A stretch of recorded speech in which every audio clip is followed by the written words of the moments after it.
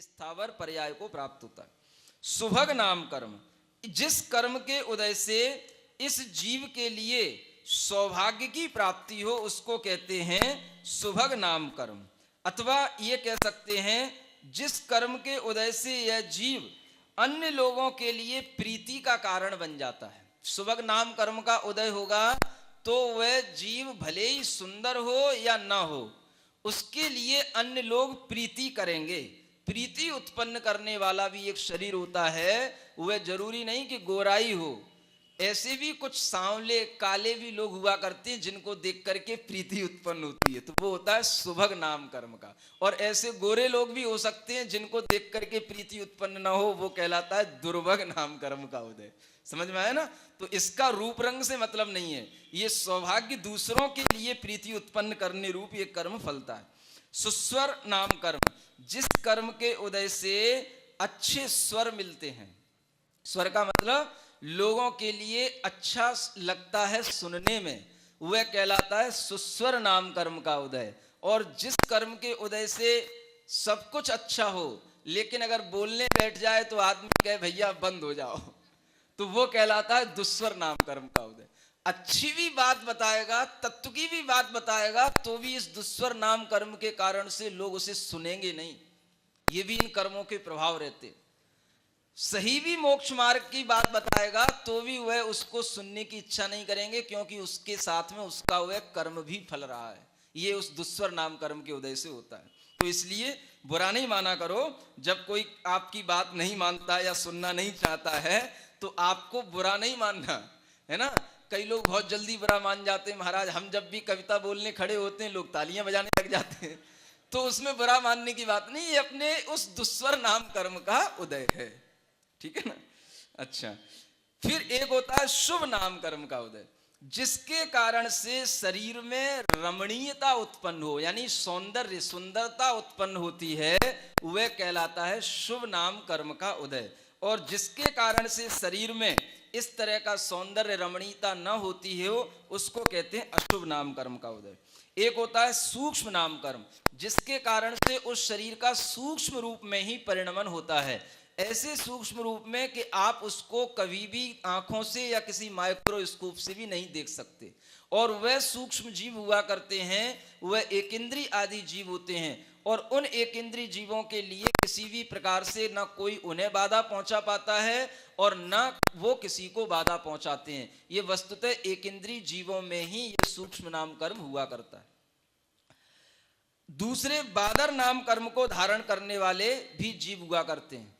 कुछ बादर नाम कर्म को धारण करने के कारण से वह दूसरे जीवों को भी बाधा पहुंचाते हैं और दूसरे जीव भी उनसे बाधित होते हैं। ऐसे भी ये बादर नाम कर्म के उदय वाले जीव हुआ करते हैं।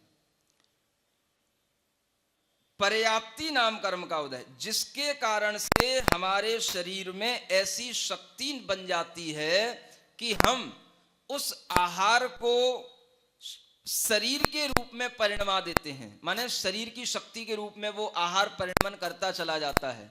और हमारे शरीर में इंद्रियों के रूप में, श्वासोच्छ्वास के रूप में, हमारी वचन वर्गणाओं के लिए जो शक्ति और मन के लिए जो शक्ति आवश्यक होती है, वह इन पर्याप्तियों के कारण से मिलती है जो जन्म से ही होती है। उसके बाद में इसके विपरीत अपर्याप्तक नाम कर्म का उदय जिनको होता है, वह अपनी पर्याप्तियों को पूर्ण नहीं कर पाते हैं और उससे पहले ही उनका मरण हो जाता है। उन्हें कहते हैं लब्धि अपर्याप्तक जीव। इनका काल अधिकतम अंतर मुहूर्त ही रहता है। स्थिर नाम कर्म का एक विशेष उदय होता है, जिसके कारण से यह जीव को जो शरीर मिलता है उसमें अगर थोड़ा भी उसके लिए कोई ऋतु का परिवर्तन हो जाए तो उसके लिए कोई फर्क नहीं पड़ता। क्या समझे? थोड़ा भी उसके लिए कोई गर्मी सर्दी होने पर उसको कोई भी उसके लिए बुखार रोग इत्यादि उत्पन्न नहीं होते। ये भी एक स्थिर नाम कर्म होता है। स्थिर नाम कर्म के कारण से ही कई लोग 10-10 उपवास भी कर लेते हैं, लेकिन उनके शरीर में कोई रोग उत्पन्न नहीं होता, शिथिलता भी उत्पन्न नहीं होती और उन्हें किसी भी प्रकार की परेशानी भी नहीं होती। ये स्थिर नाम कर्म से होता है। हाँ, और स्थिर नाम कर्म का एक काम और है कि अपने शरीर में जो धातुएं बनती हैं, रक्त इत्यादि और वीर इत्यादि जो ये धातुओं का परिवर्तन होता है, ये निश्चित क्रम से होता रहे, ये भी स्थिर नाम कर्म के कारण से होता है। और अगर अस्थिर नाम कर्म का उदय हो जाता है तो इन धातुओं के परिवर्तन में कमती बेसी होने लग जाती है, माने ये डिस्टरबेंस हो जाता है उस क्रम में। कई बार आपने देखा होगा लोगों के अंदर ब्लड नहीं बनता है ना, वो धीरे धीरे बिल्कुल पीले होते चले जाते हैं। तो ये भी जो है उनके लिए अस्थिर नाम कर्म के कारण से होता है। खाना पीना वही है, लेकिन वह धातुओं का परिणमन उस रूप से शरीर में नहीं होता। और छोटी छोटी सी, मान लो घर से बाहर निकले कि उन्हें एलर्जी हो गई, घर से बाहर निकले कि उन्हें जुकाम हो गया, थोड़ा सा भी एसी से बाहर निकले कि उनके लिए बुखार आ गया, ये जो होता है ये अस्थिर नाम कर्म के कारण से होता है। ये इन कर्मों के उदय हमारे शरीर में इस तरह से फलते हैं। आदेय नाम कर्म होता है एक विशेष, जो कि शरीर में प्रभा को उत्पन्न करने वाला, कांति को उत्पन्न करने वाला यह एक कर्म होता है, जिसके कारण से शरीर में विशेष कांति उत्पन्न होती है, वह आदेय नाम कर्म कहलाता है। और जिस कारण से शरीर बिल्कुल निष्प्रभ हो, कांतिहीन हो, वह कहलाता है अनादेय नाम कर्म, इसका विपरीत। एक होता है यशः कीर्ति नाम कर्म, जिसके कारण से किसी भी जीव के पुण्य गुणों का खूब कीर्तन किया जाता हो, खूब पुण्य गुणों का ख्यापन किया जाता हो, उसे कहते हैं यशः कीर्ति नाम कर्म।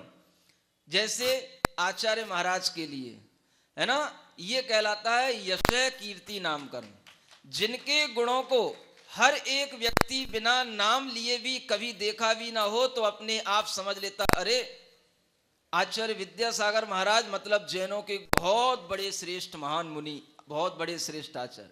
तो ये अपने आप उनके लिए जो होता है वह उनके उस यशः कीर्ति नाम कर्म के कारण से होता है। ऐसे ही तीर्थंकरों में यशः कीर्ति नाम कर्म विशेष रूप से फलता है, जिसके कारण से तीन लोक के सभी जीव उनके उस नाम के कारण से उनको किसी ना किसी रूप में स्वीकार करते हैं और उनके यश को अपने अंदर वह मानते हैं कि वास्तव में हाँ यह कोई क्वालिटी मैन है, जिसको हम बोलते हैं नाम यशः कीर्ति नाम कर्म के कारण से उसकी ख्याति होगी, कुख्यात नहीं होगा, वो विख्यात होगा, वो क्या समझे। और अयस कीर्ति नाम कर्म का उदय होगा तो वो कुख्यात होगा। ख्यात दोनों में लगा, ख्यात माने प्रसिद्ध, एक में विख्यात है एक में कुख्यात है, समझ में आया ना। ओसामा है, सद्दाम है, ये भी ख्यात हैं लेकिन कुख्यात हैं, ये विख्यात नहीं है। तो कुख्यात जो होते हैं वो दुर्गुणों के माध्यम से होते हैं, हिंसा अत्याचार दुराचार के माध्यम से पेपरों में छा गए तो वो अयस कीर्ति नाम कर्म का उदय है। आपकी ख्याति नहीं हुई, आप कुख्यात हो गए, समझ में आया ना। इसलिए ये मत सोचना कि पेपर के फ्रंट पेज पे आने का नाम ही सब कुछ है। और एक अंतिम तीर्थंकर नाम कर्म का उदय, यह सबसे विशिष्ट नाम कर्म होता है, इसलिए अलग से इसको विभक्ति तोड़ करके संस्कृत में अलग से लिखा गया तीर्थकरत्वम च, जिसके कारण से तीन लोक में तहलका मच जाए। क्या समझे, तहलका जानते हो ना, क्षोभ उत्पन्न हो जाए तीन लोक में। क्षोभ से मतलब हर कोई बस उसी ओर देखे, सब देव देवियां 16 स्वर्ग के खाली हो जाते हैं और सब उन तीर्थंकर की ओर ही दौड़ते हैं। पूरा आकाश इन देवों और देवियों से ही भरा रहता है। ऐसे तीन लोक में हमेशा हमेशा यश कीर्ति को उत्पन्न कराने वाले, क्षोभ उत्पन्न कराने वाले, अतिशय रूप महिमा को प्रकट करने वाले, यह तीर्थंकर के रूप में जिनका कर्म फलता है उसे कहते हैं तीर्थकरत्व नाम कर्म। ये विशेष कर्म कहलाता है। क्या हो गया, सेतराणी का मतलब उल्टा, ये जो बीच में भी हम बताते गए ना, इसीलिए हम पहले से ही उल्टे बताते गए कि बाद में फिर आपको कौन उल्टा उल्टा करके गिनाएगा। हाँ, वो त्रस का उल्टा स्थावर, सुबक का दुर्वक, सुस्वर, उसमें एक एक लिखा था, उसी के उल्टे उल्टे भी उसके साथ जोड़ना। तीर्थंकर का कोई उल्टा नहीं होता, वो अपने आप में सीधा है, इसलिए उसको अलग से लिखा है। उच्चैर नीचैश्च, यह गोत्र नाम कर्म के दो भेद बताए जा रहे हैं। एक उच्च गोत्र होता है, एक नीच गोत्र होता है। जिस कर्म के उदय से हमें लोक में पूजित कुल में उत्पन्न होना हो, है ना, जिस कर्म के उदय से हम ऐसे कुल में उत्पन्न हो जहां पर कि सम्यक दर्शन ज्ञान चारित्र को धारण कर सकें, वह कुल उच्च कुल कहलाता है। और जहां पर इन गुणों को धारण करने की योग्यता ही ना बने वह नीच कुल कहलाता है। दान लाभ भोगोपभोग वीर्याणाम, जो अंतराय कर्म है उसके भी ये 5 भेद बताए जा रहे हैं। पहला, दान अंतराय कर्म क्या कहलाता है? दान करने की इच्छा होते हुए भी वह दान कर नहीं पाता। क्या समझे? सोच लेगा लेकिन फिर मन मार के रह जाएगा, अब भैया रहने दो, वो बच्चे की फीस में ही दे देंगे तो ठीक रहेगा, यहां दे देंगे तो क्या मिलेगा। नहीं समझे? तो ये जो अपने अंदर भाव उत्पन्न होता है ये कहलाता है दान अंतराय कर्म के कारण से वह दान देने की इच्छा करते हुए भी वह उसे दे नहीं पाता है, इसे कहते दान अंतराय कर्म का उदय। समझ में आया? फिर लाभ अंतराय कर्म का उदय, कि उसे वह चीज प्राप्त होने की हो और प्राप्त होते होते रह जाए, प्राप्त होने की इच्छा करते हुए भी वो उसको प्राप्त नहीं कर पाए, इसको बोलते हैं लाभ अंतराय कर्म का उदय। कई बार आपने देखा होगा, बिल्कुल किसी की मान लो कहीं पर पोस्टिंग होनी है या कोई प्रमोशन होना है और वह सब कुछ हो गया, कागज क्लियर हो गए, ऑर्डर आ गया, लेकिन कुछ ना कुछ ऐसा कारण बन गया कि वो उसका वह प्रमोशन नहीं हो पाया। वो क्यों? ये ऐसे ही लाभ अंतराय कर्म के उदय आते हैं एन मौके पर। क्या समझ में आया? वो आगे पीछे नहीं आएंगे, बिल्कुल उनका टाइम निश्चित होता है। अंतराय कब आएगा? जिस समय पर आपके लिए दान देना होगा वो दान के समय पर ही फलेगा, अन्य किसी समय पर नहीं फलेगा। आपको लाभ होना होगा उसी समय पर वो बीच में आएगा। ऐसे ये अंतराय कर्म के तीव्र होते हैं। भोग अंतराय कर्म, भोगने की इच्छा है लेकिन भोग नहीं पाते हैं। किन्हीं भी वस्तुओं को, मान लो रसगुल्ला खाने की इच्छा है लेकिन डॉक्टर ने मना कर दिया, देखना भी नहीं, नहीं तो डायबिटीज बढ़ जाएगी। हाँ, सूंघना भी नहीं। तो भोग, इच्छा तो है भीतर से खाने की लेकिन खा नहीं पा रहे हैं, ये कहलाता है भोग अंतराय कर्म का उदय। समझ में आया ना? किसी भी रूप में लगा सकते। उपभोग अंतराय कर्म का उदय, सब कुछ घर में उपभोग की वस्तुएं रखी हुई हैं। क्या समझे? बड़े बड़े अपन ने बेड ला करके डाल दिए, बड़े बड़े डाइनिंग टेबल, सोफा सेट सब ला करके डाल दिया और कमर में हो गया दर्द, डॉक्टर ने कहा लकड़ी के पाटे पे सो। समझ में आ गई बात? तो क्या हो गया? ये उपभोग अंतराय कर्म का उदय कहलाता है। क्या मतलब रहा? दुनिया का खर्च किया, दुनिया की चीजें लेकर के आए और डॉक्टर कहता है कठोर पाटे पर सो, लकड़ी के पाटे पर। जैसे मुनि महाराज सोते हैं ना, तब तुम्हारी कमर सीधी होगी, पहले से ही सोते तो टेढ़ी काय को होती है ना। ये कहलाता उपभोग अंतराय। एक होता है वीर अंतराय कर्म का उदय, जिसके कारण से जीव उत्साह को उत्पन्न नहीं कर पाता है। थोड़ी उत्साहित तो होगा लेकिन उस काम को करने के लिए उत्साह जो होना चाहिए वो नहीं पूरा हो पाता। कई बार होता है, आदमी चाहता है हम ये बिजनेस करें, हम वो बिजनेस करें, ये सर्विस करें, ये कंपटीशन फाइट करें, सब सोचेगा, लेकिन उत्साह वैसा जो उसके लिए होने योग्य वैसा उत्साह नहीं कर पाता। सोच करके भी उसको उस रूप में ढाल नहीं पाता है। ये कहलाता वीर अंतराय कर्म का उदय।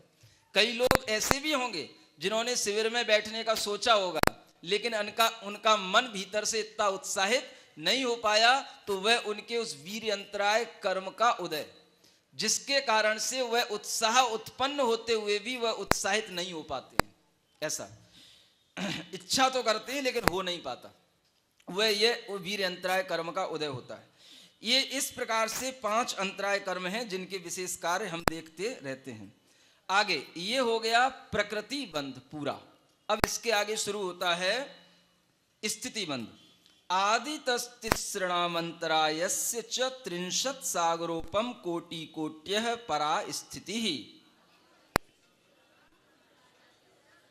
स्थिति बंध जो कि प्रत्येक कर्म में कुछ ना कुछ उसके अंदर ड्यूरेशन उसके अंदर पड़ जाती है, कितने टाइम तक वह हमारे कर्म आत्मा में बंधे रहेंगे, उसका नाम स्थिति बंध। तो आचार्य कहते हैं आदि के जो 3 कर्म हैं, यानी ज्ञानावरण, दर्शनावरण, वेदनी, और साथ में अंतराय कर्म को और ले लो, तो इनकी अधिकतम स्थिति आत्मा में 30 कोड़ा कोड़ी सागर तक के लिए हो सकती है। क्या कहा? 30 कोड़ा कोड़ी सागर तक के लिए आत्मा में ये ज्ञानावरण, दर्शनावरण, अंतराय और वेदनी कर्म का बंध हो जाता है।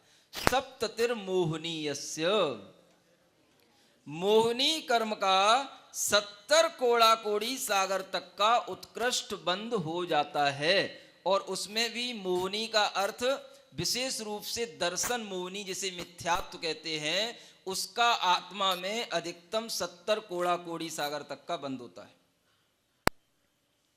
कोटि कोटि, इसी को बोलते हैं कोड़ा कोड़ी सागरों को। विंशतिर नाम गोत्रियो हो, इन नाम और गोत्र कर्म की जो उत्कृष्ट स्थिति होती है वह 20 कोड़ा कोड़ी सागर की होती है, जो कि किसी भी मिथ्या दृष्टि संगी पंचेंद्री जीव के अंदर ही ये स्थिति का बंध होता है, अन्य एक इंद्रिय आदि में नहीं होता है। 33 सागरोपमान्यायुषः, आयु की उत्कृष्ट स्थिति 33 सागर तक की होती है, जो कि आपको बताई थी। देवों में भी सर्वार सिद्धि के देव और नारकियों में भी 7वें नारकियों की नारकी, इनकी यह उत्कृष्ट स्थिति 33 सागर की मानी जाती है। मनुष्यों में जो 3 पल्य इत्यादि बताई थी वह तो पल्य छोटा होता है, सागर बहुत बड़ा होता है, इसलिए जानना। अपरा 12 मुहूर्ता वेदनीयस्य, जो वेदनी कर्म होता है उसकी अपर माने जघन्य स्थिति अब यहां बताई जा रही है। वह कम से कम भी 12 मुहूर्त की जघन्य स्थिति उसकी पड़ती है। 12 मुहूर्त तक के लिए भी उसका जघन्य बंध हो सकता है। नाम गोत्रियो रष्टौ, और जो नाम और गोत्र कर्म हैं इनकी जघन्य स्थिति 8 मुहूर्त की होती है। कितनी? 8 मुहूर्त। अंतर मुहूर्त नहीं कहा जा रहा है, यह मुहूर्त बताया जा रहा है। शेषाणाम अंतर मुहूर्ता, अन्य जितने भी कर्म हैं वो बंध की अपेक्षा से अंतर मुहूर्त तक का भी अपने अंदर जघन्य बंध कर सकते हैं। यानी कि ज्ञानावरण, दर्शनावरण, अंतराय, इनकी जघन्य स्थिति भी अंतर मुहूर्त की बंध को प्राप्त होती है। और यह मुख्यतया श्रेणी में होता है। जब उपसम श्रेणी वगैरह में जब 10वें गुण स्थान में जघन्य बंध होता है तब ये घटित होता है। सूक्ष्म सांप्रायिक नाम का जो 10वां गुण स्थान है उसमें ही यह मोहिनी कर्म की यह जघन्य स्थिति वहां बनती है।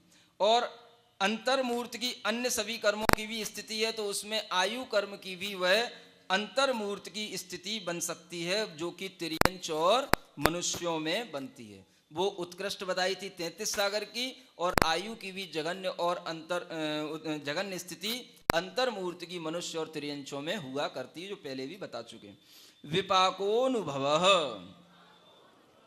अब अनुभव बंध क्या कहलाता है? विपाक का नाम अनुभव है। यानी कर्म का अनुभव आपको तब होगा जब उस कर्म का विपाक होगा। विपाक का मतलब फल जाना। कर्म आपके आत्मा में बंध गया, उसका अनुभव नहीं होगा। कर्म बंद करके 33 सागर तक, 30 सागर तक या 70 कोड़ा कोड़ी सागर तक बंद करके पड़ा हुआ है, आपके अनुभव में नहीं आएगा। आपको उससे कोई भी अनुभूति नहीं होगी। जब उसका विपाक होगा, विपाक का अर्थ होता है वह अपने फल को दे, और फल वह तब देता है जब उसका उदय होता है। तो जब उसका उदय होता है कर्म का, तभी उसका हमें अनुभव होता है। उसी को कहते हैं अनुभव बंध। तो इस अनुभव में आचार्य कहते हैं हमें अशुभ कर्मों के भी अनुभव होते हैं और शुभ कर्मों के भी अनुभव होते हैं। अशुभ प्रकृतियों के भी जो अनुभाग बंध पड़ते हैं उनमें कसायों की तीव्रता कारण होती है, और कसायों की तीव्रता से अशुभ प्रकृतियों में अधिक अनुभाग पड़ेगा और शुभ प्रकृतियों में कम अनुभाग पड़ेगा, स्थिति भी कम पड़ेगी। और कसायों की मंदता से शुभ प्रकृतियों में तीव्र अनुभाग पड़ेगा, माने शुभ प्रकृति अच्छे रूप में फल देगी और उसकी स्थिति भी अधिक होगी। और वह जो अशुभ कर्म होंगे वह उस समय पर यदि बंध रहे होंगे तो वह जघन्यता के साथ में, कम अनुभाग के साथ में बंधेंगे। तो कसाय के माध्यम से स्थिति और अनुभाग बंद होता है, और योग के माध्यम से प्रकृति और प्रदेश बंद होता है। यह भी एक नियम चारों कर्मों के लिए 4 प्रकार के बंध के लिए जानना। स यथा नाम, अब इन कर्मों का जो अनुभव होता है वो जैसा जिनका नाम है उसी प्रकार से होगा। यथा नाम तथा काम, जैसा उनका नाम है वैसा ही उनका काम है। ज्ञानावरण कर्म का जैसा नाम